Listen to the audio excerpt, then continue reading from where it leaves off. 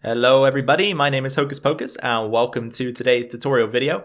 In this video, I'm going to show you how you can get the best armor in Minecraft whilst also incorporating the elytra into your setup. So we're going to begin with the helmet over there on my right hand side and we're going to work our way down to the boots. The structure of this video is going to start with the enchantments for the armor. And then after that, I'm going to move on to an explanation as to why this works. So without further ado, let's jump into the helmet. And then as I said, we can progress through each piece until we're done and then move on to the explanation.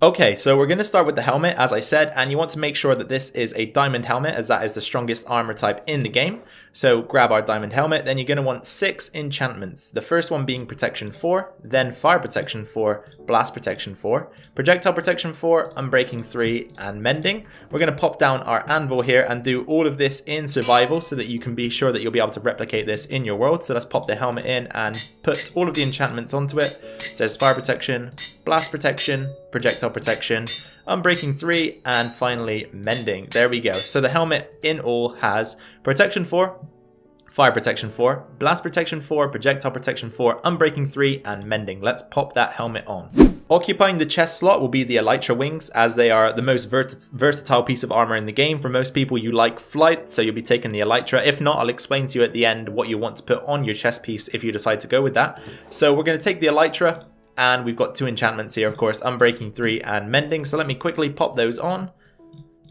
There we go, that's Unbreaking and Mending. And then we can equip the elytra wings.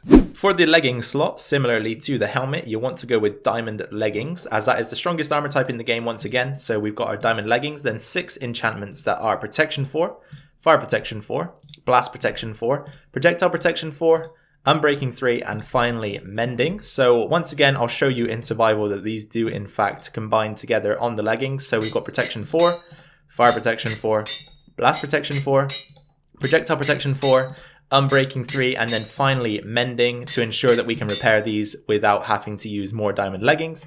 So once again, let's quickly go over that once more. Protection 4, Fire Protection 4, Blast Protection 4, Projectile Protection 4, Unbreaking 3, and Mending. Let's get those diamond leggings equipped.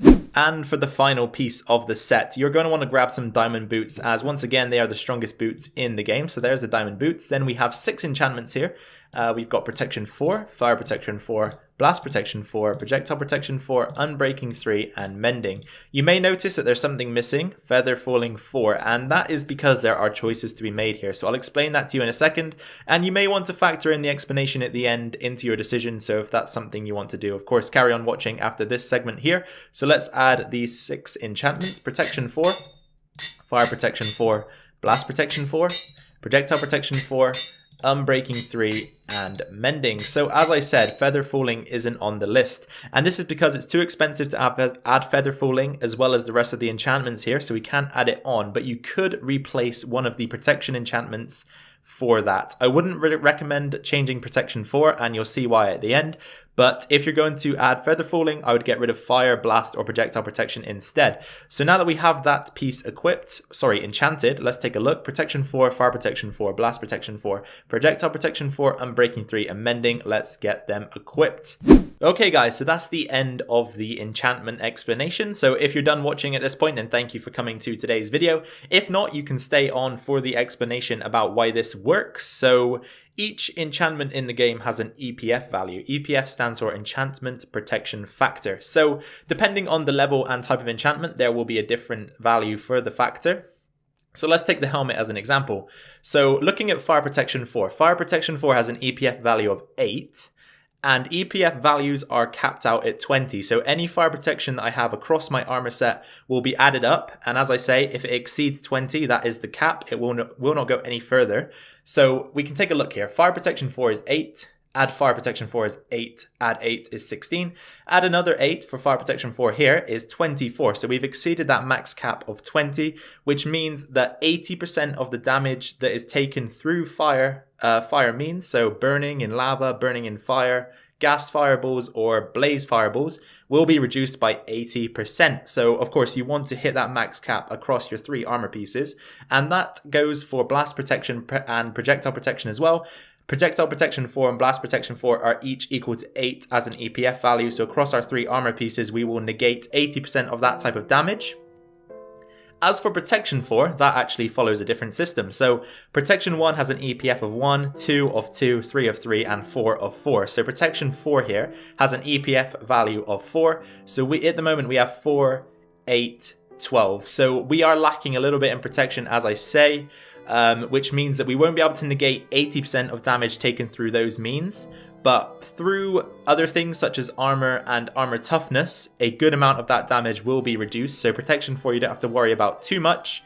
And then finally, for Feather Falling, which of course we didn't add to the boots, Feather Falling 4 has an EPF value of 12. So it will negate just over 40% of, well, around 50% of all damage taken through falling if you have Feather Falling 4 on your boots. But the reason why I chose to leave it out is because diamond boots, they can take that enchantment, but I think it's better to have projectile protection, blast protection, and fire protection, because those are means by which you can't really control the damage taken. Whereas for falling, it's something that you do as a player that is a mistake. So you can easily remove that from your game, but you can't remove the fact that ghasts, blazes, skeletons, creepers are going to attack you on sight. So for that reason, I think that removing falling is the best way to go. So that's the explanation as to why this works. So across the 3 armor pieces, you can negate up to 80% of most damage types, which is of course quite OP,